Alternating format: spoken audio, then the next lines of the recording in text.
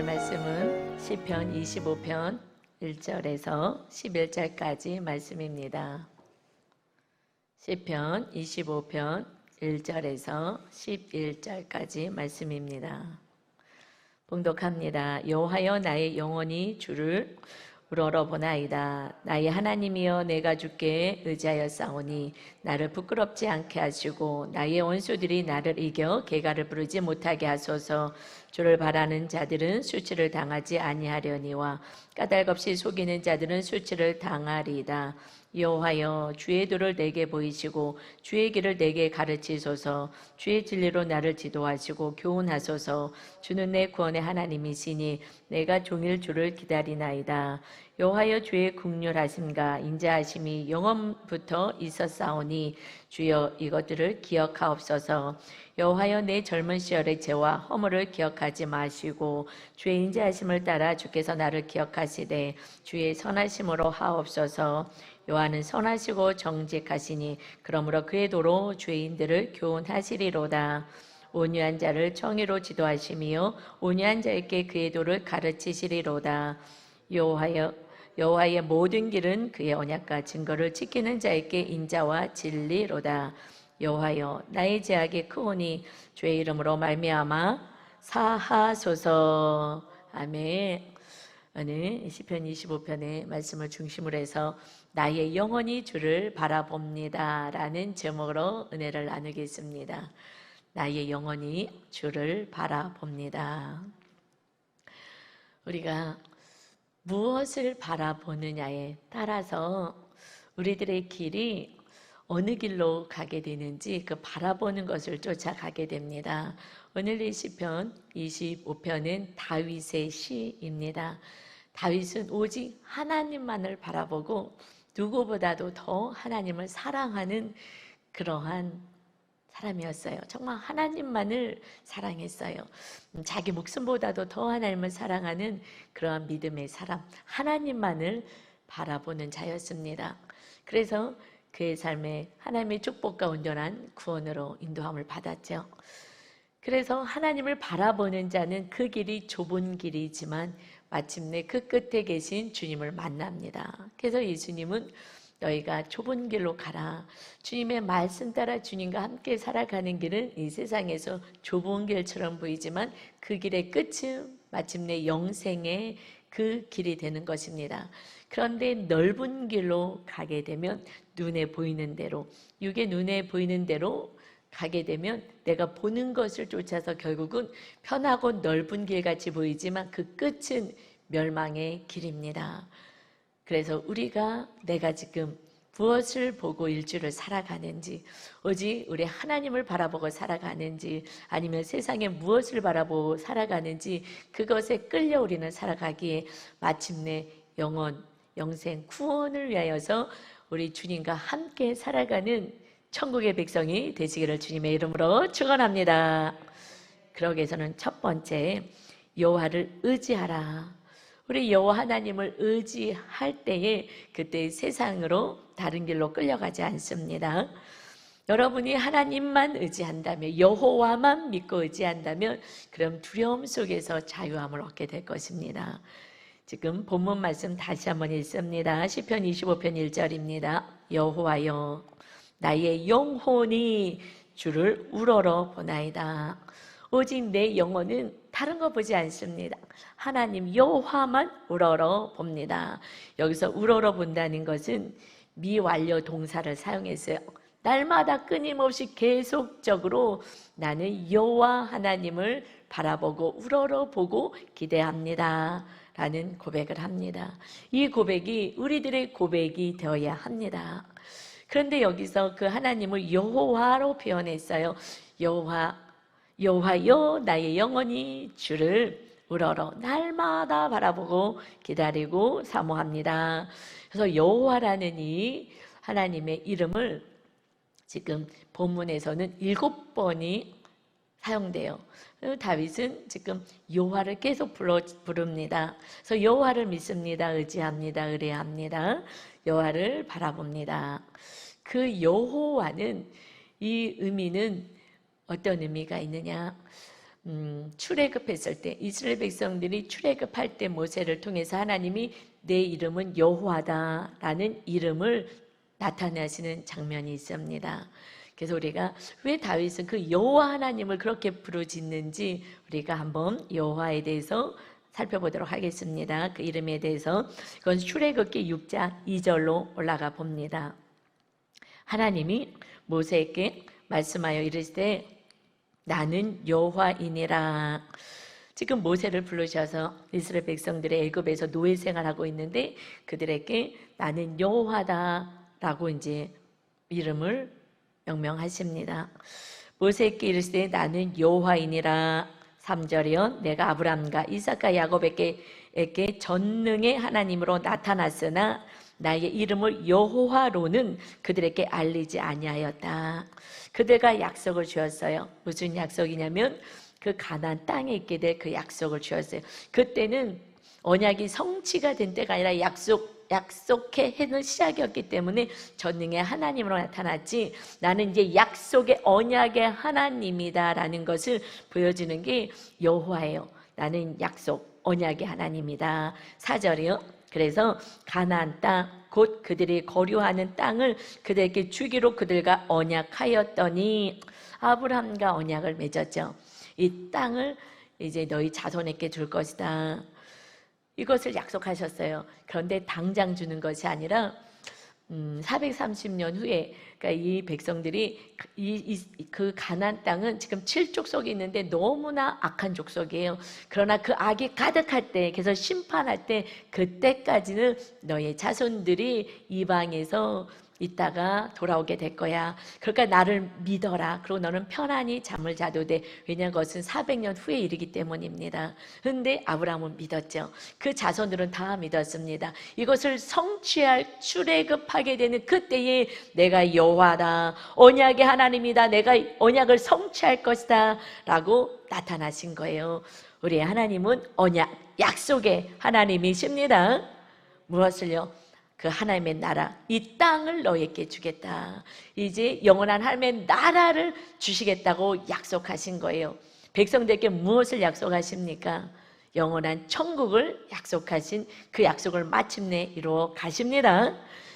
그래서 언약의 하나님을 이제 알려라. 5절에 출애굽기 6장 5절 보면 이제 애굽 사람이 종으로 삼은 이스라엘 자손의 신음소리를 내가 듣고, 그 언약의 하나님을 사모하는 거예요. 약속했던 하나님, 지금 우리가 애굽 땅에서 노예로 있어요. 고통스럽습니다. 살려주세요. 우리 아브람과 이삭과 야곱에게 약속하신 하나님, 우리를 돌봐주세요라는 그 기도가 마침내 때가 되매 그들이 하나님이 구원할 때가 되었을 때에 하나님의 그들의 신음소리, 기도 소리를 들으셨습니다. 여러분 고난 가운데 있습니까? 언약의 하나님 마침내 우리의 구원을 이루시고 우리와 함께 하시는 그 하나님께 기도하시기를 바랍니다. 그래서 그 신음소리를 듣고 나의 언약을 기억하노라. 때가 되어서 구원할 것이다. 그러므로 6절에 이스라엘 자손에게 말하기를, 이제 백성들에게 가서 말해라. 나는 여호와라. 내가 애굽 사람의 무거운 짐 밑에서 너희를 빼내며 그들의 노역에서 너희를 건지며 편팔과 여러 큰 심판들로 너희를 속량하여 너희를 건져내겠다. 여러 가지 큰 심판 안 보냈기 때문에, 그죠? 그들의 노예 일꾼들인데 왜 보내겠습니까? 하나님이 10가지의 강력한 심판을 통해서 하나님이 속량하시고 구원해 내셨습니다. 그래서 7절에 이제는 너희를 내 백성으로 삼고 나는 너희의 하나님이 되리니 나는 애굽 사람의 무거운 짐 밑에서 너희를 빼낸 너희의 하나님 여호와인 줄 너희가 알지라. 아멘. 그들에게 다가가서 이제 하나님 마침내 큰 심판을 통해서 구원하실 것입니다. 그런데 그게 믿어지겠습니까? 그들이 강군했었어도 그 노예를 어떻게 풀어주겠습니까? 그러나 하나님의 역사하신가, 하나님의 계획하신가, 성취하심을 통해서 그들은 10가지 재앙을 통해서 바로 왕이 손들게 하고 그리고 하나님의 백성을 인도하십니다. 그래서 마침내 8절에 보니까 내가 아브라함과 이삭과 야곱에게 주기로 맹세한 땅으로 너희를 인도하고 그 땅을 너희에게 주어 기업으로 삼게 하리니 나는 여호와라 하셨다 하라. 아멘. 여러분, 우리들이 지금 이 땅에서 정말 여러 가지 어려움 속에 있지요. 사람의 또 관계 속에서도 어렵고요. 정말 악을 행하는 가족과 이웃을 때문에 속상하기도 하고 힘들기도 하고 지쳐가기도 합니다. 또는 인생의 먹고 사는 문제 때문에 이것 때문에 참 지칩니다. 그래서 그들의 노예로 있으면서 정말 공고한 인생을 삽니다. 우리가 이 땅에서도 마귀로부터 우리를 계속 괴롭히기에 공고한 인생을 삽니다. 그곳에서 구원하실 분은 오직 우리 하나님밖에, 여호와 하나님밖에 없는 줄 믿습니다. 마침내 그들이 손으로 일구지 않은 그러한 그 가나안 땅으로 들어가죠. 그곳을 하나님이 다 그들을 몰아내고 없애고, 그리고 그곳에 하나님의 나라를 가나안 땅에 세우는 천국, 하나님의 나라를 약속하신 대로 성취하십니다. 이제 우리들의 삶이 공고하다 하더라도 우리는 그래도 소망이 있는 것은 이제 얼마 있지 않고서는 정말 찬란한 천국, 하나님이 가나안 땅에 다 준비해 놓으신 것처럼 그 하나님의 나라 영원한 천국에 우린 들어가서 모든 것을 다 누리고 살 수 있는 축복의 자녀인 줄 믿습니다. 이것이 우리에게는 소망이고 희망이고 부활의 신앙으로 우리는 살아가는 것입니다. 내가 여호와인 줄 알리라. 우리 주님이 우리를 위하여 이 땅에 오셔서 우리 죄값을 다 치르시고 이제 구원주가 되어주셨습니다. 이제 언약 백성이 우리가 되었습니다. 언약 백성으로 정말 이 땅에서 힘들고 어려울 때마다 기도하셔서 구원의 은혜를, 작은 문제의 구원뿐 아니라 정말 최종적인 영원한 천국에 입성하는 여러분 다 되시기를 주님의 이름으로 축원합니다. 그래서 우리 다윗은요, 그 언약의 하나님, 약속의 하나님, 반드시 성취하신 하나님, 그 하나님을 노래하고 찬양하는 것입니다. 그래서 다윗은 오늘 본문에서 시편 25편 2절에 나의 하나님이여 내가 주께 의지하여 싸우니, 그 언약의 하나님, 약속을 성취하신 하나님, 약속을 없이 하지 아니하신 그 하나님을 나는 의지합니다. 나를 부끄럽지 않게 하시고 나의 원수들이 나를 이겨 개가를 부르지 못하게 하소서. 나는 오직 하나님만 의지합니다. 여러분, 무엇을 의지하십니까? 그래서 고난이 오고 쓰러지고 넘어지고 공고한 인생을 삽니다. 오직 마침내 약속의 하나님, 우리의 하나님이 백성이 된 우리를 하나님은 먹이고 입히고 지키시고 돌보십니다. 그 하나님 의지하십시오. 간구하십시오. 부르짖으십시오. 그 하나님께 날마다 기도할 때에 그 원수들이 이기지 못하고 우리를 넘어뜨리게 할 수가 없습니다. 그래서 3절에 주를 바라는 자들은 수치를 당하지 아니하려니와 까닭 없이 속이는 자는 수치를 당하리이다. 오직 하나님만 의지하고 언약의 하나님 여호와 하나님만 바라보고 우리가 살아간다면, 그러면 다윗은 고백해요. 절대 수치 당하지 않습니다.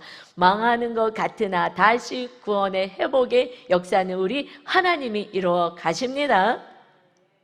그런데 하나님을 바라보지 못한다면, 하나님만 의지하지 않는다면, 하나님을 우러러보며 날마다 하나님의 그 구원을 의지하지 못한다면, 그리고 다른 걸 의지한다면 또다시 늪에 빠지는 것입니다.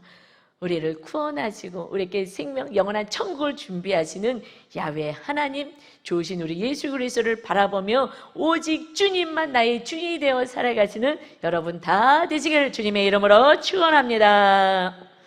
우리는 든든하잖아요. 세상 사람들은요, 고통 속에 살아갑니다. 우리는 그 하나님, 전능하신 하나님, 창조주 하나님, 약속을 반드시 성취하신 하나님, 그래서 구약의 말씀을 먼저 보여주신 거예요. 내가 약속 지키는 거 봤지? 결국 아브라함은 보지 못했으나 말씀 성취했지? 너희들, 신약에 있는 너희들 이 하나님 여호와 하나님을 의지해라. 그 하나님은 마침내 여러분의 영원한 천국으로 인도하실 좋으신 하나님이십니다. 그러니 우리는 그의 인도하심을 받아야 됩니다. 두 번째는요, 구원의 길로 인도하시는 하나님이십니다. 우리를 어떻게 해요? 삶의 모든 문제에서 구원할 뿐 아니라 영원한 생명을 구원시켜 주십니다. 그래서 4절에 다윗은 이렇게 고백합니다.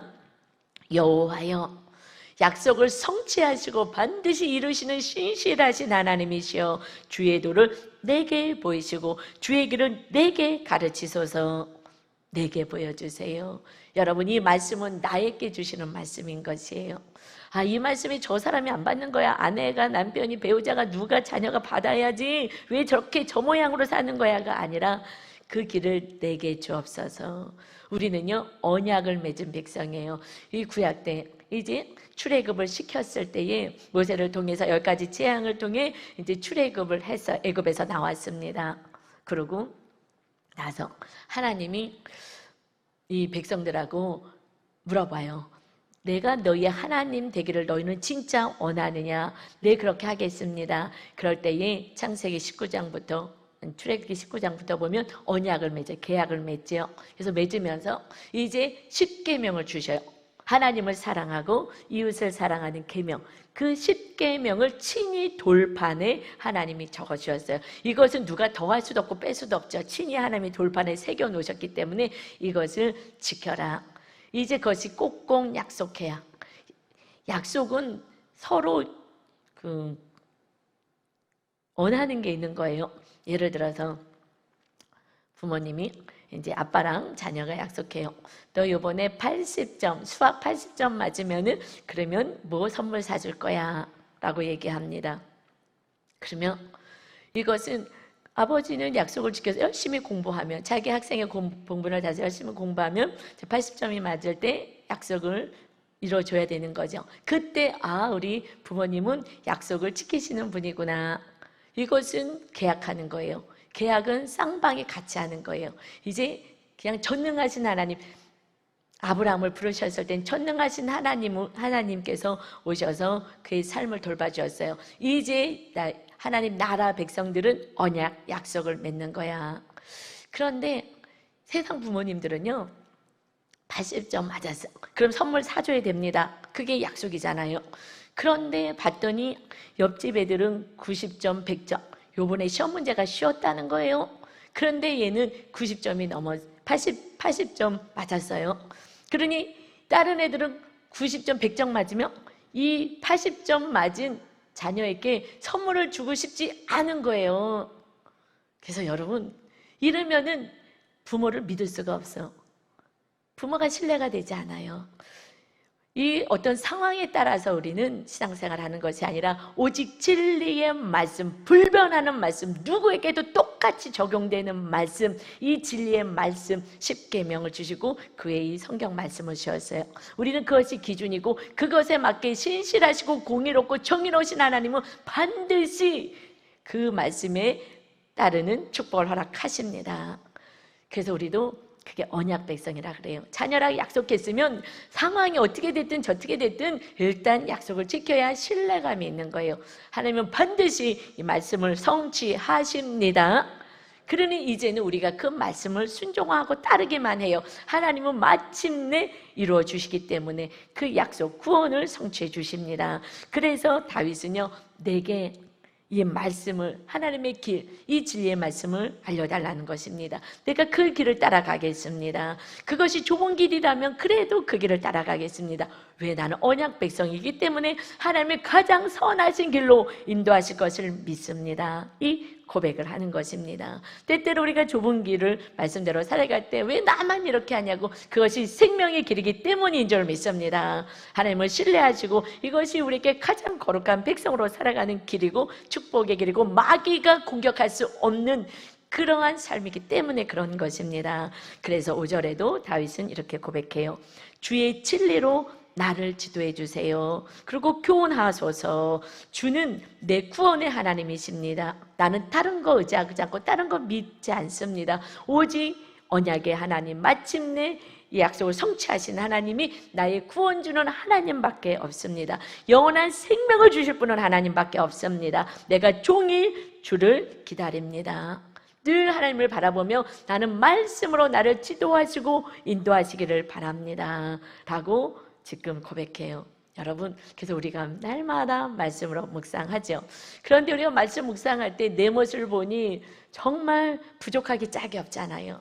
이 다윗이요, 이렇게 고백하고 말씀대로 살고 그 길로 가르쳐달라고 인도해달라고 하지만 내 안에서 나오는 정욕과 탐심과 그 여러 가지 미움과 또 누구가 한마디만 해도 화가 나고 미움이 올라오고 왜 인간이 저렇게 사나 싶기도 하는 이 정죄의 마음이 늘 우리를 괴롭히잖아요.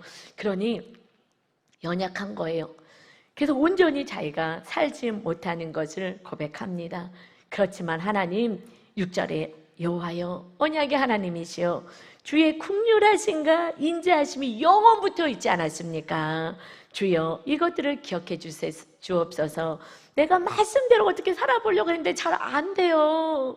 하나님, 또 죄를 졌어요. 그러니 주의 긍휼하심, 정말 불쌍히 여기시는 마음과 주님의 인자하심, 그 영원한 그 사랑, 그 하나님은 사랑이시잖아요. 그 사랑의 마음으로 또 저에게 함께 하셔서 이웃을, 나에게 악을 행하고 정말 용서하기 힘든 그들을 또 용서할 수 있고 사랑할 수 있도록 힘을 주세요. 인도하시고 지도해 주세요. 하나님이 용서하신 하나님이시잖아요. 정말 말씀대로 살고 싶은데 잘 되지 않습니다. 여러분, 이게 우리들의 고백 아니겠어요? 요즘 말씀 묵상하면서 살아갈 때 날마다 이렇게 안 되는구나. 그냥 여러분 말씀 묵상하지 않고 이 말씀으로 지도하고 인도하세요 라는 고백 없이 그냥 하루하루 살면은 잘 산 것 같이 착각하는 거예요. 왜냐하면 우리는 세상 사람들처럼 그런 어떤 도둑질을 한다거나 막 사기를 친다거나 또 가서 막 때린다거나 막 이러지는 않잖아요. 그 정도 어떤 도덕적인 죄는 짓지 않죠. 그러나 하나님의 이 말씀은 정말 연약한 자들도 같이 용서하고 나에게 악을 하고 못된 말을 해도 또 사랑해야 되고, 이게 어렵지 않아요. 그러니 잘 살기가 어렵습니다. 하나님 또 안 됐어요. 오늘도 또 안 됐어요. 용서해 주세요. 날마다 묵상하면서 우리가 죄를 고백하고 회개하죠. 그것은 주의 긍휼하심과 날마다 용서해 주시고 날마다 주님의 사랑으로 안아주시는 주님을 믿기에 주님 앞에 우리는 당당히 나가서 날마다 하나님의 도우심을 구하는 줄 믿습니다. 여러분, 이것이 언약을 같이 성취해 나가는 거예요. 아이가 80점 맞으면 무슨 선물 사줄게 했다면 80점을 맞으면 선물 받는 거예요.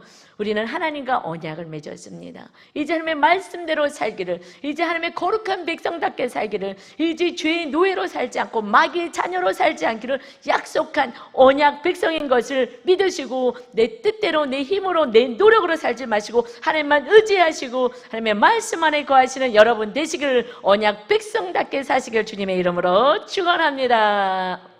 아멘. 그런데 여러분, 우리가 녹록지가 않아요. 그래서 3번에 다시 다윗은요, 이렇게까지 이제 했어. 그런데 또 다시 죄에 대해서 싸우겠습니다를 고백합니다. 그래서 하나님이 다윗을 기뻐하세요.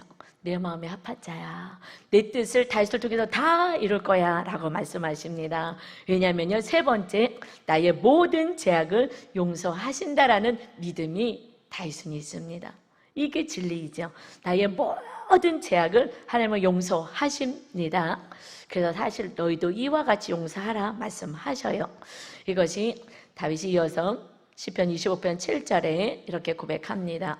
여호와여 마침내 나의 구원을 이루실 하나님이시여 내 젊은 시절의 죄와 허물을 기억하지 마시고 주의 인자하심을 따라 주의 그 넉넉한 사랑을 따라서 주께서 나를 기억하시되 주의 선하심으로 하옵소서. 하나님, 내 젊은 시절의 죄와 허물을 기억하지 마옵소서. 하나님은 기억하지 않습니다. 우리의 모든 죄를 기억하지 않아요. 다윗이 젊었을 때 큰 죄를 저질렀죠. 그가 이제 나라가 어느 정도 하나님께서 축복으로 편안하게 되니 지금 전쟁을 부하들만 내보냈어요. 그러고서는 옥상에서 이렇게 거닐다가 젊었을 때에 거닐다가 그때에 충신 집에 아내가 그 앞에 있는데 옥상에서 보니까 마치 목욕하는 모습이 너무 아름답게 보였어요. 여러분, 눈에 보이는 것을 쫓아 죄를 짓고 눈에 보이는 것을 따라서 선을 행합니다. 여러분 지금 무엇을 보고 있는지가 참 중요해요. 그래서 나는 하나님만 바라봅니다 라고 고백하는 것이, 여러분이 눈으로 무엇을 보고 있는지 날마다 묵상해서 체크하십시오. 하나님의 말씀을 보고 있는지, 하나님께 기도하고 있는지, 무엇을 보고 있는지. 다윗이, 그 믿음 좋았던 그 다윗이 그 젊었을 때에 그 여인을 바라보니 이걸 견딜 수가 없는 거예요.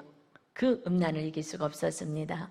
그래서 그 여인을 데려다가 동침하고 아이를 잉태되게 되었어요.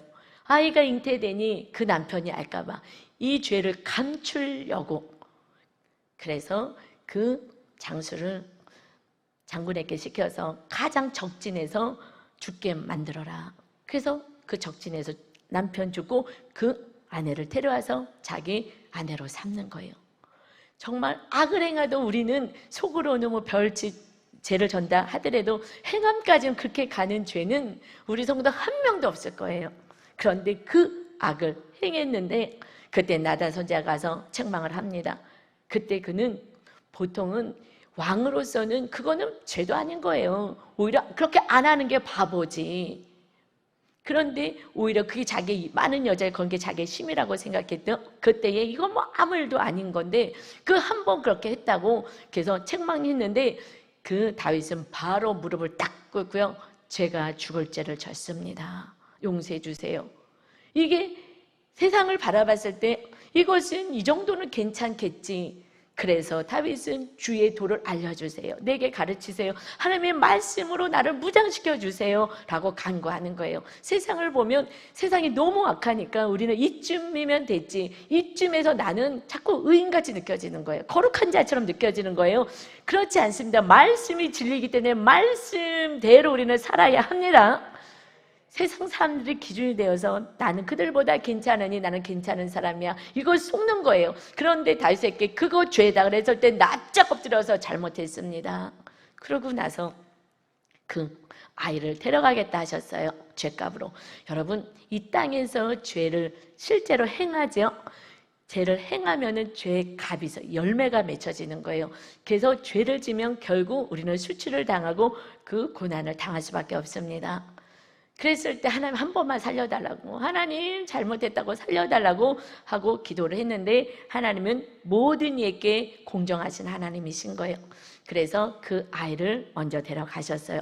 그런데 그전에는 밥도 안 먹고 금식하며 살려달라고 기도했던 다윗이 그 아이가 죽고 났으면 더 통곡을 할 것 같았는데 신하들이 보기에 오히려 아이가 죽었다는 얘기를 듣고 옷을 목욕을 하고 옷을 깨끗이 입고 여호와의 전에 들어가서 하나님께 감사하며 경배하였더라. 죄에 대해서 아는 자예요. 내 잘못을 인정하는 자예요. 그래서 그는 그 허물 하나님은 다 용서하셨죠. 다 용서했는데 지금 그 젊은 시절의 그 나의 죄와 허물을 기억하지 마옵소서. 그러나 나는 기억해야 되는 거예요. 다윗은 기억하고 있는 거예요. 정죄함을 받는 게 아니라 내가 잘못했지, 내가 이랬지, 아니라 죄값을 치렀어요. 이제 그는 됐어요. 잊어버려도 돼요. 하나님이 죄값을 받으셨기에 이제 괜찮아요. 다 없어지고 잊어버린 거예요. 그런데 그는 다시 또 거론을 해요. 왜냐하면 내가 한번 그렇게 죄를 지은 자는 또 그런 죄를 짓고 넘어질 수 있는 악인이라는 것입니다. 자기를 죄인임을 인정하는 거예요. 내가 그런 죄를 졌다면 다음에도 또 죄를 질 수 있는 죄인입니다 하고 자기를, 나는 이제 의인 돼서 나는 이제 괜찮아, 그럴 땐 넘어지는 거거든요. 나는 이런 죄를 또 질 수도 있다라는 것을 자기 스스로가 각인하면서 정말 겸허한 마음으로 8절에 이렇게 이어서 여호와는 선하시고 정직하시니 그러므로 그의 도로 죄인들을 교훈하시리로다. 결국 주님의 말씀만이 나를 지킵니다. 내가 내 힘과 노력으로는 내가 살아갈 수 없어요. 또 어떤 그런 상황이 됐을 때 나는 넘어질 수밖에 없는 연약한 존재입니다. 이 고백을 하는 거예요. 여러분 이것이 그를 겸손하게 합니다. 그러나 많은 경우 내가 기도를 얼만큼 했지, 내가 성경을 얼만큼 읽었지, 이거는 여러분을요 거룩하게 인도하지 않아요. 살아내는 것이에요. 그리고 내가 죄인임을, 내가 과거에 지은 죄가 뭐가 있다며 나는 언젠가는 그 죄를 지을 수 있는 자라는 것을 고백하며 겸손히 죄와 싸우려고 오직 말씀을 붙잡고 주의 도를 따르기를 간구하면서 하나님의 선하신 하나님은 마침내 정직하셔서 그 일이 벌어졌을 때 똑같이 벌하실 하나님을 압니다. 우리들 같은 죄인들을 말씀으로 지도해 주옵소서. 그래서 우리 교회가 말씀 묵상합시다 라고 우리가 이렇게 교훈하고 지도하고 인도하는 것입니다. 다윗처럼 우리가 그래도 하나님 마음에 합하여서 하나님의 뜻을 이루는, 하나님께 영광 올려드리는 인생 되어야 되지 않겠습니까? 그래서 그는 9절에요. 온유한 자를 정의로 공의로 지도하시며 온유한 자에게 그의 도를 하나님의 그 도, 하나님의 뜻을 말씀을 가르치시리로다. 여러분, 이 말씀은요, 온유한 자이다. 온유한 자는 이렇게 다윗처럼 그 말씀대로, 죄는 말씀대로 살지 않은 것이죠. 말씀대로 살지 않아서 받는 그 벌, 이 벌이 있을 때 이것을 달게 감사로 받는 것, 나를 구원해서 멸망으로 인도하지 아니하시고 완전히 나를 멸하지 아니하시고 그래도 하나님 다시 회복의 길을 주신 하나님께 감사하며 그 벌을 달게 받는 자가 온유한 자인 거예요. 겸손한 자, 온유한 자. 그래서 주님의 성품은 겸손과 온유의 성품이시다 말씀하시죠. 겸손한 거예요. 내가 잘못한 것 때문에 받는 지금 고난을 가지고 하나님 왜 이러십니까? 이거는 내 죄를 아직 인정하지 않은 거예요. 그렇기 때문에 내 죄를 몰라요. 그는 또다시 또 더 큰 죄를 질 거기 때문에 그때는 아주 회복의 역사가 없습니다. 언제 회복의 역사가 있습니까? 언제 또 말씀이 들려집니까? 내가 죄인임을 알고 이 고난의 때를 정말 겸손히 온유함으로 살아갈 때에 그때 하나님의 정의로우신 공의로우신 하나님의 지도하심을 받고 그리고 하나님의 뜻을 받게 돼요. 그전에는요 원망만 있어요.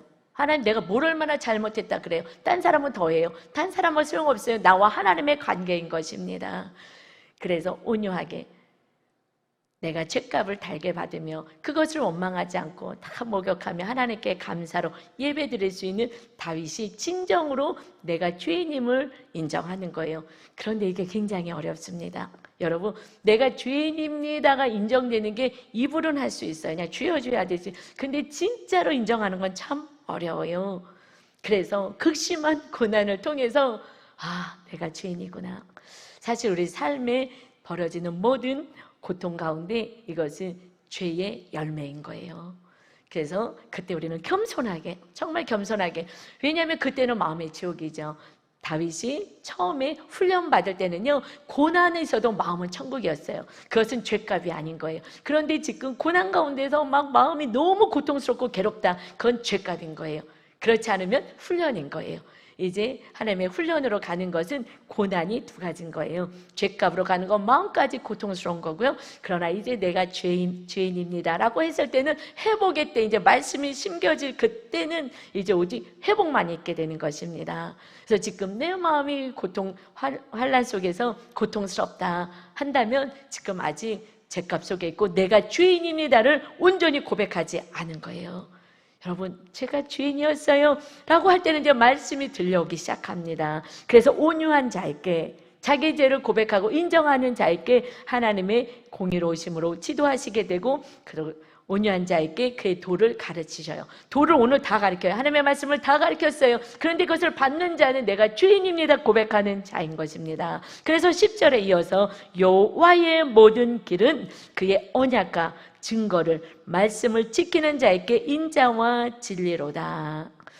하나님의 언약을 성취해 가시는 그 하나님의 모든 진리의 말씀은 그의 언약 백성으로서 우리가 그의 말씀을 지키는 자에게 하나님의 사랑과 하나님의 진리가 임한다라고 이렇게 기록하고 있는 것입니다. 다윗은 이렇게 살았기에 이런 고백을 할 수가 있습니다. 여러분, 이 정도쯤이야가 아니라 내가 언약 백성으로서, 거룩한 하나님의 자녀로서 언약 백성으로 나는 이제 하나님의 말씀을 따라 살 거야. 그래서 증거를 지키는 자, 이 말씀을 지키는 자, 그는 하나님의 인자하심, 하나님의 크신 사랑이 입혀지고요, 하나님의 진리가 그에게 입혀져서 우리가 어떻게 살아야 되지? 여러분 정말 우리 자녀가 뭘 하고 살아야 될지, 내가 앞으로 어떻게 살아야 될지 어떻게 알아요? 이 말씀을 지키는 자에게 주님의 찬란한 빛이 비춰지게 되는 줄 믿습니다. 결국은 말씀대로 살아내는 자. 그래서요, 결국 다윗은요, 어떤 사람이었기 때문에 그런 하나님의 마음에 합한 자가 되어서 우리보다도 어마무시한 죄를 지은 자가 내 마음에 합한 자야, 내 뜻을 다 이룰 거야 라고 말씀하시냐? 오늘 마지막 절 11절입니다. 여호와여, 나의 죄악이 크오니 주의 이름으로 말미암아 사하소서. 다윗은요, 결론적으로는 말씀대로 살았어요. 그래서 그가 가장 큰 죄악은 음란죄잖아요.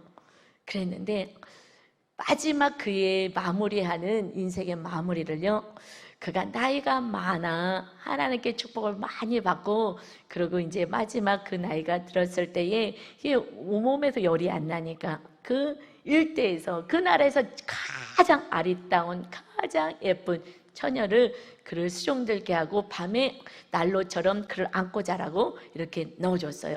안고 자라고 넣어줬어요. 그랬는데 거기에 다윗은 잠자리를 하지 않았다라고, 그는 죄와 싸운 자였다라는 것을 왕들의 이야기, 그 다윗의 왕들의 자손들에게 왕기 처음 1장 1절에서 이 말씀으로 너희의 조상 다윗은 하나님의 말씀을 따라 살았고 죄와 싸우되 실수는 했지만 끝까지 말씀을 행한 자였어를 딱 시작하면서 왕들의 이야기를 이어집니다. 이 다윗처럼 행하는 거야. 우리는 연약해요.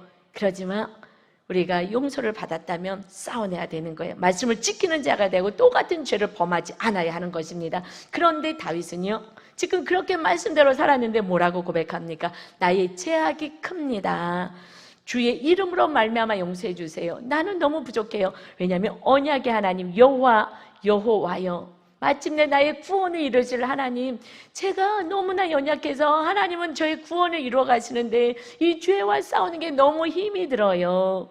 제 죄가 큽니다 라고 고백해요. 이것은요, 날마다 죄와 싸웠다는 거예요. 여러분, 날마다. 그는 행하지 않았지만 그 수냄 여인을 품고도 마음속에는 이게 올라올 수 있는 거예요. 그러나 행하지 않는 거예요. 지키는 자가 되는 것입니다. 그래서 그것이 하나님은 테스트에서 마지막까지 이런 다윗처럼 살아라. 그는 정말 말씀 따라서 이 죄와 싸우는 자였어요. 여러분, 사실은 묵상하는 거는요, 죄와 싸우는 거예요. 여러분의 모습이 어떻게 말하고 어떻게 행동하고 어떻게 생각하는 거, 이 내가 행동하든지 마음에 있는 것이 다 죄입니다. 죄가 밖으로 나오게 돼요. 그러면 그때 열매를 맺게 되면 고난의 사건이 오게 되죠. 나의 죄악이 큽니다. 그는 거룩한 자였음에도 불구하고 날마다 이 세상에서 탐심과 정욕과 이것과 날마다 싸우는 거예요. 여러분, 저는 이 고백이, 이 말씀이 우리가 늘 제가 여러분에게 양육할 때 가르치는 말씀이잖아요. 말씀을 살아내니까 이 말씀이 그대로, 정말 그대로 느껴지는 거예요. 저도 정말 말씀을 지켜보려고 애를 쓰는데 쉽지가 않습니다.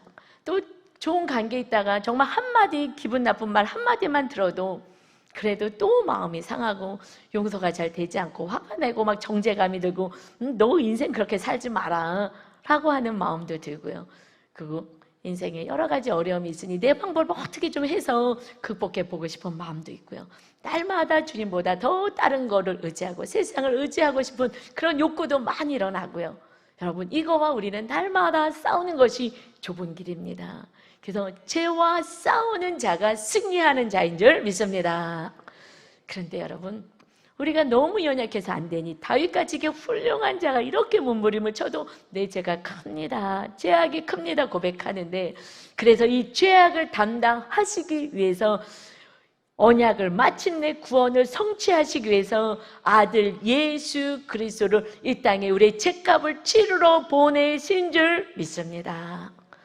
언약을 마침내 여호와 하나님이 성취하시기 위해서, 우리의 온전한 구원을 이루기 위해서 그 아들 독생자를 우리들의 죄값을 치르고자 보내신 거예요. 우리는 이 세상의 문제는 죄하고 싸우는 것이에요. 죄하고 싸우면 주님의 말씀이 임하여서 우리는 거룩한 하나님의 백성으로 살아갑니다. 정말 존귀한 자로 살아가는 것입니다. 이제 예수님 오셔서, 그래서 이름이 예수잖아요. 자기들의 백성의 죄에서 구원할 자이다. 그래서 예수님이 오셨어요. 우리는 날마다 예수 그리스도의 이름으로 내 안에 있는 죄와 싸우고, 이것이 실제로 행함으로까지 가지 않도록 날마다 말씀을 묵상하며 말씀으로 죄와 싸우셔서, 그래서 거룩한 하나님의 백성들이 되시기를 주님의 이름으로 축원합니다. 여러분, 우리의 죄값을 주님이 치르러 오셨습니다. 그래서 이제 새 언약 맺자. 예수님이요 다시 언약 맺자고 하셨어요. 십자가에 우리의 죄값 치르시기 전에 내가 이제 십자가 진다. 이제 새 언약, 서로 사랑해라. 내가 너희를 사랑한 것 같이 서로 사랑해라. 이제 구원을 이루는 자가 되어라. 내가 너희들의 구원을 위하여 내가 십자가 지고 너희들의 죄값을 내가 사하였다. 그리고 너희들 끝까지 사랑한다. 이제 너희가 이웃들, 가족들 연약함을 용서해주고, 내가 너를 용서한 것처럼 용서해주고 끝까지 사랑해주고, 그래서 마침내 그들에게 구원에 이르게 하는 내가 지은 십자가, 너희도 자기의 십자가를 지고 겸손히 내려와서 이제 새 언약 백성으로 살아라. 여러분, 오직 주님 우리에게 원하시는 것은 영원한 지옥불에 떨어질까 봐, 영원한 나라, 아름다운 천국. 이스라엘 백성들이 노예 생활하다가 가봤더니 눈이 휘둥그레지는 거예요. 다 있어요. 가수원도 있고 집도 있고 다 있어요. 이것은 우리가 눈으로 천국을 안 봤잖아요. 그 구약에 하나님이 다 줬지. 너희들이 하나도 집도 안 줬지. 이제 그 집도 안 줘도 되는 하늘나라 다 내가 준비해놨어. 이제 너희가 땅끝까지 복음이 증거되고 주님이 증거되면 내가 너를 다 데리러 올 거야. 그러니 싸우지 말고, 정욕으로 살지 말고, 탐심으로 살지 말고, 오직 하나님의 거룩한 백성으로 살아서 이제 그 주님이 우리를 놓치지 않겠다고 성령으로 임하셨으니 우리가 거룩해야 성령님이 임하십니다. 성령님 안에서 성령의 권능으로, 능력으로, 지혜가 부족하면 기도해. 너희들을 인도할게. 너희 자녀들 지혜가 부족해서 그냥 학원만 보내려고 거기에다 신경 쓰지 마. 기도해. 하나님의 사람 되면 하늘의 지혜가 임하는 거야. 그래서 많은 영혼들을 죽게 돌아오게 하는 사명을 감당하는 나의 십자가, 너에게 주어진 십자가를 감당해라.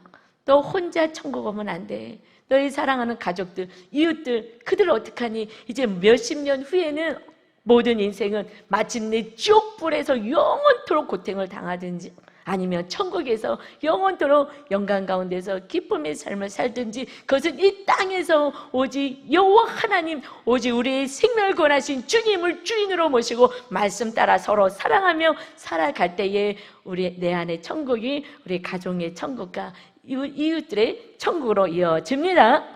근데 여러분, 십자가 지는 게 쉽지가 않아요. 주님은 쉽게 주셨을 것 같아요. 우리를 살리고자, 우리를 영원한 천국으로 데려가기 위해서. 그 십자가가 신이시니까 쉬우실 것 같습니까? 아니요. 육을 입고 오셨어요. 우리랑 똑같은 거예요. 똑같은 고통 같이 느끼셨어요. 어마어마한 고통. 주님의 고통에 비하면 우리가 이 땅의 고통은요 100만 분의 1이나 되겠습니까? 얼마나 되겠습니까? 인류를 위하여 나의 죄값을 위해서 오셨는데, 그래서 주님이요 기도하셨어요. 하나님, 이거 너무 힘들어요. 기도하셨을 때에, 그때 그래도 이게 사명이야. 그래야지 영혼들이 구원받지. 그래서 저와 여러분이 구원받지 않습니까? 그러니까 이를 악물고 그러고 기도하기 시작했는데 땀이 쫄쫄쫄쫄 나면서 막 간절히 기도하는 그 기도에 이제 모세혈관까지 다 터져버리는 그 절규 속에서 그것을 감당하셨어요. 여러분, 기도하지 않으신 분은요 십자가를 져야지, 내가 용서해야지, 내가 사랑해야지, 내가 하나님 말씀 안에 거하여지, 그러나 절대로 행할 수가 없어요. 마귀가 만만하지 않습니다. 주님도 우리를 구원하기 위해서 정말 그렇게 기도하고 핏방울이 땀방울이 될 정도로 이것을 마귀와 싸우고 자신과 싸우는 거예요. 배가 좀 더 넓은 길, 편안하게 갈 수 있는 그 길 내려놓는 것입니다. 그래서 우리가 구원받은 거예요. 그것을 아는 자만이 내 십자가를 지고 나를 힘들게 하는, 언제까지 참으라고, 정말 지겹다, 정말 보고 싶지 않다, 옆에 있고 싶지 않다 하는 그 영혼을 구원해야지. 여러분 천국 가보세요. 지옥에서 여러분 친구들, 가족들, 친지들, 그들은 불구동성에서 고통하고 절규합니다. 여러분이 조금만 겸손히 기도하고 더 참아내고 십자가를 졌다며, 그리고 사랑했다면, 그러면 그 많은 영혼들은 하늘나라에 올 수 있는데 저와 여러분이 그 일을 이제 감당해야 하는 것입니다. 여러분 육으로 살지 마세요. 그것은 죄값만 있고 멸망만이 있습니다. 순간 달콤하지요. 그래서 다윗도 날마다 싸워내는 것입니다. 여러분 주님이 싸워내셨어요. 이제 그 주님이 우리 안에 주인으로 계시게 우리도 싸워내야 되고, 이번 명절 때 친지들 만났을 때에 그들이 자랑한다고, 그들이 함부로 얘기한다고 다투고 내가 옳다고 소리 지르지 마시고, 주님처럼 그냥 겸손히 설거지하고 그냥 바보같이 그냥 모른 척하면서 그들을 위해서 사랑이 흘러가게 하는, 그래서 그들에게 주님의 빛을 발하는 구원의 길을 열어가는 하늘나라의 대사로 이 추석 명절을 잘 보내서 구원의 역사가 확장되는 은혜가 있으시길 주님의 이름으로 축원합니다. 아멘. 우리 찬양 드리고 우리 기도하겠습니다. 우리는 은혜로 삽니다. 주님 은혜로 우리는 살아가고 있습니다.